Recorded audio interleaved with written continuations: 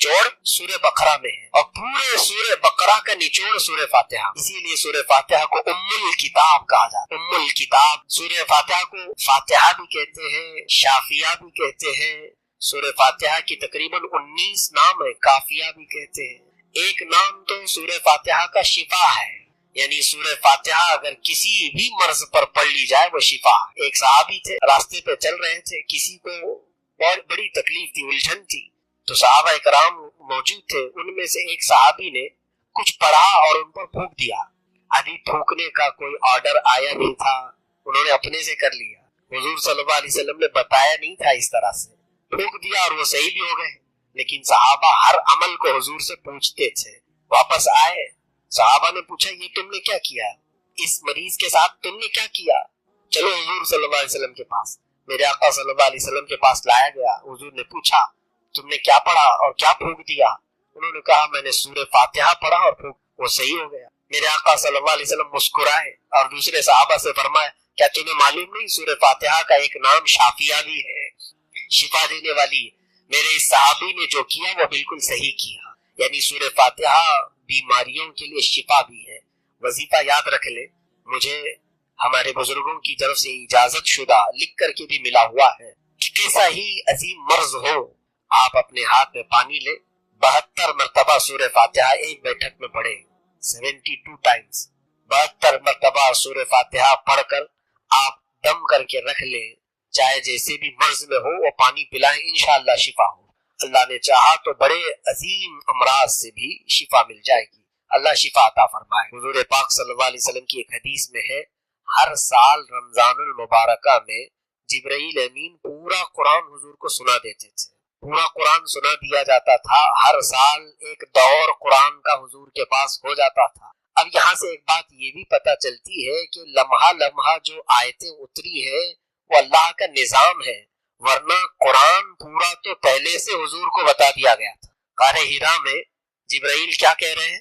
اقرا بسم ربک الذی خلق، پہلے تو وہ 3 بار کہتے رہے اقرا، پڑھو پڑھو، حضور کیا جواب دیتے تھے؟ ما انا بقاری، میں نہیں پڑھنے والا۔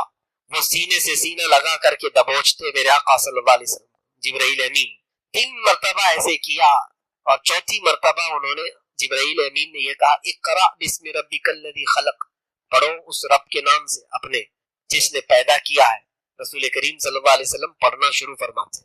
یہاں سے ایک بات میں آپ کو بتاتا ہوں، قرآن پاک میں اللہ نے کئی جگہ پر اپنے محبوب سے یوں فرمایا قل هو اللہ احد، اے محبوب آپ فرما دے وہ اللہ ایک ہے۔ توجہ چاہوں گا عربی کے گرامر کے اعتبار سے، قل یہ بھی آرڈر ہے، کہو، قل کا مطلب کیا ہے؟ کہو، اقرا کا مطلب ہے پڑھو، کہو اور پڑھو میں بڑا فرق ہے، کہو اور پڑھو میں بڑا فرق ہے۔ ہمارے پاس جب نیا بچہ کوئی آتا ہے، بیسک سب سے پہلے شروع کرنے جا رہا ہے، تو ہم اس سے یہ کہیں گے کہو جیسے میں کہوں گا، یہی ہے نا، کہو جیسے میں کہوں گا، یا کہیں گے پڑھو جیسے میں پڑھوں گا۔ لیکن ڈائریکٹ کسی نئے بچے کو آپ یہ کہیں پڑھو، وہ پڑھے گا؟ جو الف با بھی نہیں پڑھا ہے اس کو اگر آپ کہیں پڑھو، نہیں پڑھے گا۔ پڑھنے کے لیے تو آپ کے پاس آیا ہوں، یہی جواب دے گا نا۔ اس بچے سے یہ نہیں کہا جاتا پڑھو، بلکہ کہا جاتا کہو۔ اب دیکھیں قرآن کی سب سے پہلی آیت مولا کیا فرما رہا ہے اپنے حبیب کو؟ پڑھو، کہو نہیں کہہ رہا ہے، کہو نہیں کہا بلکہ پڑھو۔ یہ پڑھو اس کو کہا جاتا ہے جو پہلے سے پڑھا ہوا۔ اے محبوب ہم نے آپ کو جو پہلے پڑھایا ہے، جب آدم بھی ابھی پیدا نہیں ہوئے تھے، وہ پڑھو جو ہم نے آپ کو پڑھایا۔ اب جیسے دیکھیے اور ایک آیت تیسرے صفحے میں آئی، چوتھے صفحے میں قرآن پاک کے پہلے پارے میں، وَإِذْ قَالَ رَبُّكَ لِلْمَلَائِكَةِ إِنِّي جَاعِلٌ فِي الْأَرْضِ خَلِيفَةً۔ یاد کرو، اذ کا مطلب ہوتا ہے یاد کرو، جب تمہارے رب نے کہا فرشتوں سے، جب تمہارے رب نے فرشتوں سے کہا کہ میں زمین میں اپنا خلیفہ بنانے جا رہا ہوں۔ اللہ نے فرشتوں کو جمع کر کے فرمایا تھا، یہ پرانی بات ہے، سارے فرشتوں کو جمع کیا، اللہ نے ان کو یوں کہا کہ میں زمین میں اپنا ایک خلیفہ بناؤں گا۔ آدم علیہ السلام کو پیدا کرنے سے پہلے کی بات ہے۔ تو فرشتوں نے کیا کہا کہ اے مولا ہم تیری تسبیح بیان کرتے ہیں، تیری پاکی بولتے ہیں، تو تیری زیادہ حمد ہم بیان کرتے ہیں، ایسے کو تو خلیفہ بنا رہا ہے، جو دنیا میں جائے گا قتل و غارت کرے گا، خون ریزی کرے گا، گناہ کرے گا، تو یہاں دو چیزیں ملتی ہیں۔ پہلے یہ سنیے، میں عقیدے کی طرف آپ کو لے کر کے چلوں گا۔ اللہ نے فرمایا وَإِذْ قَالَ رَبُّكَ، یاد کرو اے محبوب جب تمہارے رب نے فرشتوں سے کہا۔ کب فرشتوں سے کہا؟ آدم کو پیدا کرنے سے پہلے، اور محبوب کو کہہ رہا یاد کرو وہ بات جو اس وقت ہوگا تبھی تو یاد کرے گا۔ اسی لیے میرے آقا نے سچ فرمایا كُنْتُ نَبِيًّا وَآدَمُ بَيْنَ الْمَاءِ وَالطِّينِ، میں اس وقت بھی نبی تھا جب آدم علیہ السلام مٹی اور پانی کے بیچ میں تھے، ابھی ان کو گوندا بھی نہیں گیا تھا جب بھی میں نبی تھا، یہ رسول کریم صلی اللہ علیہ وسلم نے فرمایا۔ اچھا، اور دوسری بات، آدم علیہ السلام کو پیدا نہیں کیا گیا، ابھی پیدا نہیں کیا گیا، اور فرشتوں کو بات چل رہی ہے ابھی۔ اللہ فرما رہا ہے میں پیدا کرنے جا رہا ہوں، تو فرشتوں نے کیا کہا؟ ایسے کو تو خلیفہ بنائے گا جو دنیا میں جا کے قتل و غارت کرے گا۔ فرشتوں کو کیسے معلوم؟ فرشتوں کو کون بتایا کہ انسان دنیا میں آ کر قتل و غارت کرے گا، گناہ کرے گا، خون ریزی کرے گا؟ عزیزان گرامی، یہ وہ فرشتے ہیں جو پوری حیات میں قیامت تک ایک بار میرے مصطفیٰ کی حاضری کے لیے نمبر لگاتے ہیں۔ ملائکہ کو پوری زندگی میں ایک بار میرے آقا کے پاس آنے کی اجازت ہے۔ جو فرشتہ حضور کے پاس ایک بار آیا قیامت تک اس کی باری دوبارہ نہیں آئے گی۔ فرشتے رسول کریم صلی اللہ علیہ وسلم پر نچھاور ہونے کو تیار ہیں۔ ان فرشتوں کو اتنا معلوم ہے کہ آدم کے پیدا ہونے سے پہلے وہ کہہ رہے ہیں کہ زمین میں جا کر وہ قتل و غارت کریں گے، یہی تو علم غیب ہے۔ فرشتوں کو وہ علم غیب ہے تو ان کے آقا و مولا روحی فدا صلی اللہ علیہ وسلم کے علم کا حال کیا ہے؟ عزیزان گرامی، میں چند تفسیریں عرض کروں گا، ویسے ایک ایک آیت میں ہمارا عقیدہ پنہاں ہے، موجود ہے، بات طویل ہو جائے گی۔ ہم نے آج سورہ فاتحہ کے بعد سورہ بقرہ کی تلاوت شروع کی۔ سورہ بقرہ میں اتنے مفہوم ہیں، اتنے معنی ہیں کہ خود احادیث کریمہ سے ملتا ہے۔ پورے قرآن میں جو کچھ بھی ٹاپکس آئے ہیں وہ سب کے سب سورہ بقرہ میں جمع کیے۔ پورے قرآن کا نچوڑ سورہ بقرہ میں ہے، اور پورے سورہ بقرہ کا نچوڑ سورہ فاتحہ، اسی لیے سورہ فاتحہ کو ام الکتاب کہا جاتا ہے۔ ام الکتاب، سورہ فاتحہ کو فاتحہ بھی کہتے ہیں، شافیہ بھی کہتے ہیں۔ سورہ فاتحہ کی تقریباً 19 نام ہے، کافیہ بھی کہتے ہیں۔ ایک نام تو سورہ فاتحہ کا شفا ہے، یعنی سورہ فاتحہ اگر کسی بھی مرض پر پڑھ لی جائے وہ شفا ہے۔ ایک صحابی تھے، راستے پہ چل رہے تھے، کسی کو بہت بڑی تکلیف تھی، الجھن تھی، تو صحابہ کرام موجود تھے، ان میں سے ایک صحابی نے کچھ پڑھا اور ان پر پھونک دیا۔ ابھی پھونکنے کا کوئی آرڈر آیا نہیں تھا، انہوں نے اپنے سے کر لیا، حضور صلی اللہ علیہ وسلم نے بتایا نہیں تھا، اس طرح سے پھونک دیا اور وہ صحیح بھی ہو گئے۔ لیکن صحابہ ہر عمل کو حضور سے پوچھتے تھے۔ واپس آئے، صحابہ نے پوچھا یہ تم نے کیا کیا، اس مریض کے ساتھ تم نے کیا کیا؟ چلو حضور صلی اللہ علیہ وسلم کے پاس۔ میرے آقا صلی اللہ علیہ وسلم کے پاس لایا گیا، حضور نے پوچھا تم نے کیا پڑھا اور کیا پھونک دیا؟ انہوں نے کہا میں نے سورہ فاتحہ پڑھا اور پھونک، وہ صحیح ہو گیا۔ میرے آقا صلی اللہ علیہ وسلم مسکرائے اور دوسرے صحابہ سے فرمایا کیا تمہیں معلوم نہیں سورہ فاتحہ کا ایک نام شافیہ بھی ہے، شفا دینے والی؟ میرے اس صحابی نے جو کیا وہ بالکل صحیح کیا، یعنی سورہ فاتحہ بیماریوں کے لیے شفا بھی ہے۔ وظیفہ یاد رکھ لے، مجھے ہمارے بزرگوں کی طرف سے اجازت شدہ لکھ کر کے بھی ملا ہوا ہے کہ کیسا ہی عظیم مرض ہو، آپ اپنے ہاتھ میں پانی لے، 72 مرتبہ سورہ فاتحہ ایک بیٹھک میں پڑھیں، 72 ٹائمز، 72 مرتبہ سورہ فاتحہ پڑھ کر آپ دم کر کے رکھ لیں، چاہے جیسے بھی مرض میں ہو وہ پانی پلائیں، انشاءاللہ شفا ہو۔ اللہ نے چاہا تو بڑے عظیم امراض سے بھی شفا مل جائے گی، اللہ شفا عطا فرمائے گا۔ سورہ بقرہ دوسری یہ سورہ ہے ترتیب کے اعتبار سے۔ بقرہ کا مطلب ہوتا ہے گائے، گائے، گائے کے نام سے پوری سورہ آئی۔ اب پھر گائے کا ذکر کرنے میں لوگ ڈرتے ہیں، کیوں ڈریں گے؟ قرآن کی پہلی دوسری سورہ گائے کے نام سے ہے۔ گائے کا ذکر آیا ہے لیکن وہ الگ انداز میں آیا ہے، گائے کی پوجا کے اعتبار سے ذکر نہیں آیا ہے، اس کو کاٹنے کے لیے آیا ہے، کاٹنے کے اعتبار سے ذبح ہوئی تھی، لیکن کس لیے؟ کھانے کے لیے نہیں۔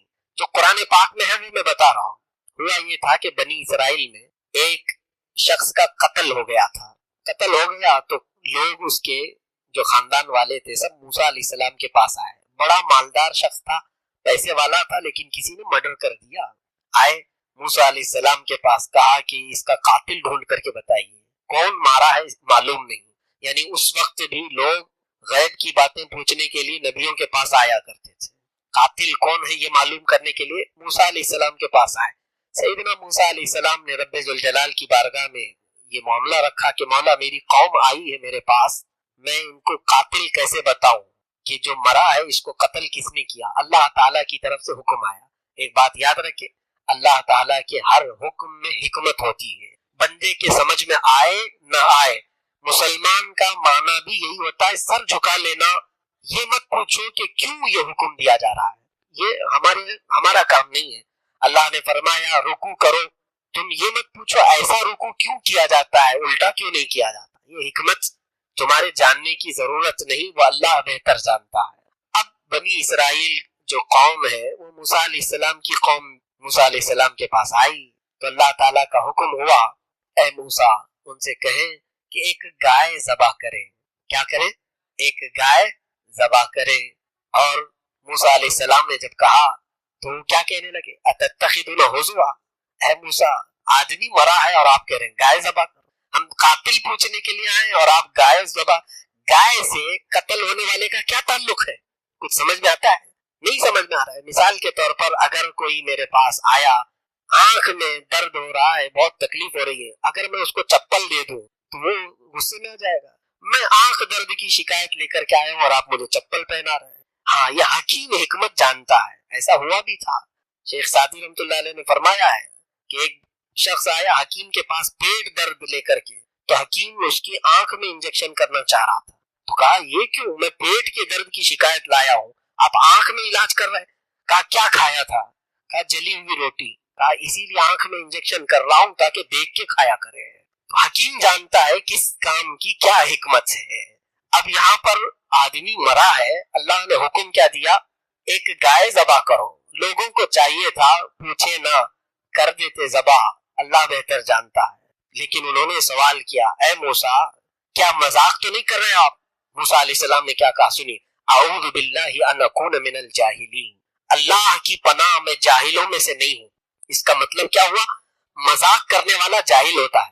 انبیاء کرام علیہ السلام مذاق نہیں کرتے کیونکہ وہ رشد و ہدایت کے علمبردار ہوتے ہیں، وہ کبھی مذاق نہیں کرتے۔ اب سنیے، جب انہوں نے یہ حضرت موسیٰ علیہ السلام کا جلال سنا تو کہا ٹھیک ہے ہم ذبح کر دیں گے، لیکن یہ پوچھیے کیسی گائے ذبح کریں۔ اب انہوں نے سوال کیا، اللہ نے فرمایا قالوا ادع لنا ربك يبين لنا ما هي قال انه يقول انها بقرة لا فارض ولا بكر عوان بين ذلك فافعلوا ما تؤمرون۔ جب انہوں نے کہا اے موسیٰ اللہ سے پوچھو کہ کیسی گائے ذبح کرے، رب نے فرمایا ایسی گائے جو بچی بھی نہ ہو، بوڑھی بھی نہ ہو، بالکل جوان ہونی چاہیے۔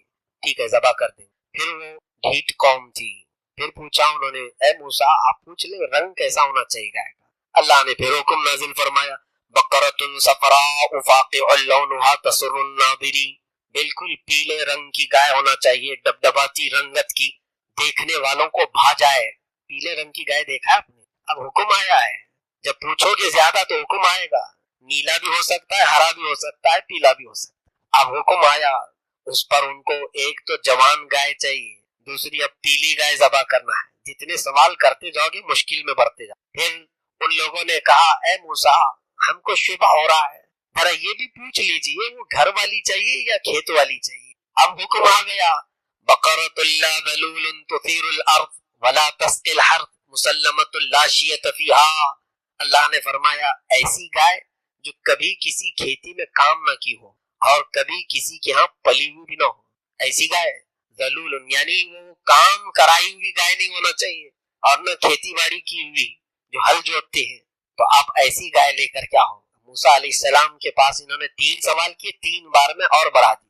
اللہ تعالیٰ فرماتا ہے کہ فَذَبَحُوهَا وَمَا كَادُوا يَفْعَلُونَ، وہ تو ذبح کرنے والے لکھتے نہیں تھے، جس کو کام نہیں کرنا ہوتا وہ بار بار سوال کرتا ہے، زیادہ پوچھتا وہی ہے جسے کرنا نہیں ہوتا ہے۔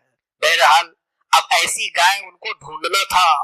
اب اللہ کی حکمت دیکھیں، ذبح ہونے والی گائے سے قتل ہونے والے کے قاتل کا کیسے پتا چلے گا؟ اللہ تعالیٰ حکمتوں کو ایسے جوڑتا ہے، کبھی کسی کام سے کسی کو نفع پہنچاتا ہے اور اسی کام سے کسی کو ذلیل بھی کرتا ہے۔ یہ قوم ڈھونڈتی رہ گئی، کوئی گائے کہاں ملے گی ایسی، دنیا میں کوئی گائے ایسے ملے؟ ہاں، اتفاق ایسا تھا کہ بنی اسرائیل میں ایک نیک شخص تھا، بڑا پرہیزگار تھا، اور اس کے گھر میں ایک چھوٹی سی بچیا گائے کی ایک چھوٹی سی بچیا تھی. اب اس کو وہ پال رہا تھا اور اچانک بیمار ہو گیا. بیمار ہونے کے بعد اسے ایسا لگا, اس کا اکلوتا چھوٹا سا بیٹا تھا گود میں کھیلنے والا. سوچا میرے بیٹے اور میری بیوی کی پرورش کا ذمہ کون لے گا. اس نے یہ سوچا کہ اب میں بیمار ہوں, موت کے قریب سے قریب جا رہا ہوں. اپنی اس گائے کی چھوٹی سی بچیا کو لے کر جنگل میں آیا اور چھوڑ دیا. کیا کہہ کر کے, اے اللہ میں یہ تجھے دے رہا ہوں, یہ میں تیرے حوالے کر رہا ہوں. میرا بچہ جب جوان ہو جائے تو یہ گائے اسے بڑی کر کے تو لوٹا دے. یہ توکل کیسا تھا لوگوں کا, یہ یقین کیسا تھا کہ میرا بچہ گود میں کھیل رہا ہے ابھی میری بیوی کے, جب وہ جوان ہو جائے تو اس گائے کو بڑا کر کے تو لوٹا دے. اللہ پر توکل کرنے والے کا صلہ کیا ہوتا ہے یہ بھی سن لیجیے. اللہ اکبر. رب ذوالجلال نے اس گائے کی بچیا کو ایسے پرورش کی, ایسے پرورش کی. وہ گائے جب بڑی ہوئی, پوری دنیا میں وہ تنہا گائے تھی جو کسی کی کھیتی میں کام نہیں کی تھی, کسی نے اسے پالا نہیں تھا, صرف اللہ نے پالا تھا. خود سے چر کے بڑی ہوئی تھی اور پھر اس کا رنگ بھی بالکل پیلے کلر کا تھا, اور وہ نہ بہت بچی تھی نہ بوڑھی تھی, بالکل جوان. یہ دنیا میں ایک ہی گائے تھی. وہ شخص تو انتقال کر گیا جس نے اس گائے کو اللہ کے حوالے کیا تھا, انتقال کر گیا. اور پھر کئی سال کے بعد یہ اس کا بیٹا جب جوان ہوا تو اس کی ماں نے کہا, بیٹا تیرے ابا نے ایک گائے کی بچیا کو جنگل میں چھوڑ دیا تھا, اللہ کے حوالے دے کر کے آئے, اور انہوں نے مجھے بتایا تھا کہ جب بیٹا جوان ہو جائے تو اسے جنگل میں فلاں جگہ بھیجنا اور اللہ سے وہ گائے واپس مانگ لینا, اسے مل جائے گی. کتنا یقین تھا ان لوگ. اہل اللہ یہی ہوتے ہیں. جب بیٹا جوان ہوا تو ماں نے کہا بیٹا جا جنگل میں. یہ جوان لڑکا جنگل میں آیا, اپنے صالح باپ نیک باپ کا یہ وارث تھا. اللہ کو یوں ندا دینے لگا, اے رب کریم میرے باپ نے تیری بارگاہ میں ایک چھوٹی سی بچیا چھوڑی تھی اور تیرے حوالے کر کے وہ دنیا سے چلا گیا تھا. اگر وہ گائے اب جوان ہو چکی ہے تو مجھے لوٹا دے. وہ ابھی ہاتھ اٹھا ہی رہا تھا کہ وہ بالکل فربا صحت مند تندرست گائے اس کے سامنے آ گئی. کتنے سالوں کے بعد رب ذوالجلال نے ہو بہو اسی طرح اس گائے کو لوٹایا. وہ قادر مطلق ہے. انہو علی رجعہ لقادر. اللہ فرماتا بے شک وہ لوٹانے پر قادر ہے, قدرت رکھتا ہے. بندے کو یقین ہونا چاہیے. آج خیرات دے کر کے بھی لوگوں کو شک ہوتا ہے پہنچے گا کہ نہیں پہنچے گا, ملے گا کہ نہیں ملے گا. اللہ کے حضور دے کر کے دیکھو, اس طرح سے انویسٹ اس میں بھی کرو. رب ذوالجلال میں تجھ پر یقین کرتے ہوئے یہ چیز تیرے حوالے کرنا ہو, جب میرے گھر میں فاقہ آ جائے تو مجھے یہ لوٹا دے. دیکھنا پھر مولا لوٹائے گا کہ نہیں, یقیناً لوٹائے گا. قرآن کا حکم ہے, جھوٹ نہیں ہو سکتا. وہ گائے مل گئی. وہ نوجوان لڑکا گائے کو لے کر کے اپنی ماں کے پاس آیا, کہا بیٹا فاقے چل رہے ہیں, گھر میں جا بازار میں بیچا, لیکن بیچنے سے پہلے جب سودا طے ہو جائے تو مجھ کو ضرور بتانا. بیٹا بھی فرما بردار تھا. باپ جب نیک ہوتا ہے تو اولاد کو کیسا صلہ ملتا ہے, اولاد پر بھی اس کی تاثیر آتی ہے. بازار میں ماں سے پوچھ کر کے گیا کہ کتنی قیمت لگاؤں. ماں نے کہا 6 درہم میں بیچ دینا. 6 درہم میں شاید ان کا مہینہ بھر گزارا ہو سکتا تھا. 6 درہم اس نے قیمت لگائی. بازار 2 حسین نوجوان آئے, انہوں نے کہا گائے بڑی اچھی ہے, کتنے میں بیچو گے؟ اس نوجوان نے کہا 6 درہم میں. بھاؤ تاؤ ہوتا ہے نا, تو سامنے والوں نے کہا ہم 12 میں خریدیں گے, دو گے؟ گاہک کم میں پوچھتا ہے کہ زیادہ میں؟ کم میں پوچھتا ہے. لیکن اس نوجوان بچے سے ڈبل میں پوچھ رہے ہیں خریدار. کوئی ایسا ہوتا جو لالچ بھری ہو, جلدی سے اسے پکڑا کر کے 6 اپنے رکھ لیتا, 6 ماں کو دے دے. لیکن اس بچے نے کہا نہیں, میں پہلے اپنی ماں سے پوچھ کے آؤں گا. ماں نے 6 درہم میں بیچنے کے لیے کہا تھا, اب تم 12 درہم لگا رہے ہو, میں پہلے بار پوچھ کر کے آؤں گا. آیا اور کہا ماں میں تو 6 میں بیچنے کے لیے نکالا ہوں گائے کو, لیکن خریدار 12 میں پوچھ رہے. ماں نے کہا چلو ٹھیک ہے, اب 12 میں اس کی قیمت لگا دو. گیا بازار میں, 12 کی قیمت جب لگایا اس کی, تو پھر 2 نوجوان اس کے پاس آئے, کہا گائے بڑی اچھی ہے, کیا ہمیں یہ 24 میں دے دو؟ ڈبل کر دیا انہوں نے. اس بچے نے کہا نہیں, میں پہلے اپنی ماں سے پوچھ کر کے آؤں گا اور اس کے بعد پھر بیچوں گا. ماں کے پاس پھر آیا اور کہا عجیب حال ہے ماں, میں 12 میں بیچنا چاہتا ہوں لیکن خریدار 24 میں پوچھ رہا ہے. ماں نے کہا بیٹا وہ عام خریدار نہیں ہے, شاید اللہ کی طرف سے بھیجا ہوا کوئی فرشتہ ہے. اس بار آئے تو اسے پکڑ لینا اور پوچھ لینا اس گائے کی میں کیا قیمت لگاؤں, آپ ہی بتا دیں. یہ اہل اللہ تھے, اللہ والے لوگ, وہ جانتے تھے. اس بار جب یہ نوجوان بازار میں آیا تو پھر وہ خریدار آئے نوجوان انسانی شکل میں، تو اس نوجوان بچے نے ان کو پکڑ لیا اور کہا میری ماں نے بتایا ہے کہ اب آپ ہی اس کی قیمت بتا دیں۔ انہوں نے کہا اے بندے، ہم اللہ کی طرف سے آئے ہوئے ہیں، اس گائے کی قیمت 6 درہم 12 درہم نہیں، تو ابھی انتظار کر، ایک قوم آئے گی اس گائے کو ڈھونڈتے ڈھونڈتے، ان کی سخت ضرورت ہے اس گائے کی، ان کی سخت ضرورت ہے اس گائے کی، تو قیمت کیا لگاؤں؟ انہوں نے کہا قیمت میں تم کہنا اس گائے کی کھال چھیل کر کے اس کی کھال میں جتنا سونا اور چاندی بھر جائے وہ اس کی قیمت ہے۔ تو اس نوجوان نے کہا اتنی قیمت دیں گے؟ کہاں دیں گے، ضرور دیں گے۔ وہ غائب ہو گئے۔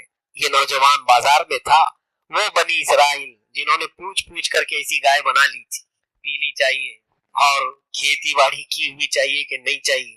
اب جب آئے پوری دنیا کی چھان مار کر ایک گائے انہیں نظر آئی، کہا بالکل وہی گائے ہے جس کا ذکر موسیٰ علیہ السلام نے فرمایا اور ان کے رب نے حکم دیا ہے۔ جلدی سے آ کر کے انہوں نے پوچھا کہ بچے گائے کتنی کی ہے؟ تو سنبھل کر کے اس نے ریٹ بتایا کہ گائے تم سب کو خریدنا ضروری ہے؟ کہا ہاں، ہم یہاں سے اس وقت تک نہیں جائیں گے جب تک تو بیچے گا نہیں۔ کہا میری گائے کی قیمت یہ ہے کہ اس کی کھال بھر کر سونا اور چاندی آ جائے۔ ظاہر سی بات ہے دنیا میں ایک ہی گائے تھی، اس کی قیمت بھی تو ہونی چاہیے۔ تو وہ منہ بسور کر کے رہ گئے۔ کہا ارے بھائی اتنا بھی تو زیادہ نہ۔ ظاہر سی بات ہے اب اللہ کا حکم تھا، ایک طرف ایک صالح گھر کو اللہ نفع پہنچا رہا ہے اور ایک ضدی قوم کو ذلیل بھی کر رہا ہے اسی ایک چیز کے ذریعے سے۔ تو اب وہ لوگ بڑے منت سماجت کے بعد پھر تیار ہو ہی گئے۔ وہ لڑکا دینے کو تیار نہیں تھا، آخر وہ سب پورا مال جمع کیے۔ کون سا مال جانتے؟ جو قتل ہو چکا تھا بیچارہ، بڑا مالدار آدمی تھا، اس کا قاتل معلوم کرنا تھا، کون ہے قاتل، تو اسی کا پورا مال جمع کر دیا گیا۔ جس کا مرڈر ہوا ہے اس کا پورا مال جمع کیے، تو وہ گائے کی کھال بھر کر کے ہو گیا سونا چاندی۔ اب جمع کر کے اس کو دیا گیا، اس بچے نے دے دیا، لے جاؤ گائے۔ اب گائے کا کرنا کیا تھا؟ اتنی مہنگی گائے، بہت مہنگی گائے تھی۔ اب حکم دیکھے اللہ تعالیٰ کا، اللہ تعالیٰ نے حکم فرمایا فَقُلْ نَضْرِبُوهُ بِبَعْضِهَا۔ اللہ فرماتا ہم نے کہا، اب تفسیر میں ہے کہ گائے کو ذبح کرو پہلے اس کو ذبح کرو، اور اللہ فرماتا وَمَا كَادُوا يَفْعَلُونَ، ذبح کرنے والے لگ نہیں رہے تھے۔ پالا ہوا بکرا جلدی کوئی قربانی میں ذبح نہیں کر پاتا، بہت خرچہ کیا ہوں، یہ تو سونا چاندی دے کر کے لائے ہوئے تھے، دل بسور رہا ہوگا، ذبح کر دیا۔ اب حکم آیا رب تعالیٰ کا کہ اس کی پونچھ لے کر، اس کی دم لے کر وہ مرے ہوئے آدمی کے اوپر مارو۔ اب وہ مرے ہوئے آدمی کو انہوں نے اس کی پونچھ لے کر کے مارا، وہ زندہ ہو گیا، جس کا قتل ہوا تھا وہ زندہ ہو گیا۔ وہ اٹھا اور اٹھ کر کے بولا کہ مجھے میرے چچیرے بھائی نے قتل کیا اور میرا مال لینے کے لیے اس نے ایسا کیا، اکیلے میں مجھے قتل کر۔ اب حکم تھا جس نے جس کو قتل کیا قصاص ہے، جان کے بدلے جان۔ تو ساری قوم تیار ہو گئی، موسیٰ علیہ السلام کے پاس آئے، کہا جس بھائی نے اس کو قتل کیا تھا مال ہڑپنے کے لیے، اس کو بھی لایا گیا اور قتل کر دیا گیا، قصاص، اور مال آلریڈی گائے کو دے دیا گیا۔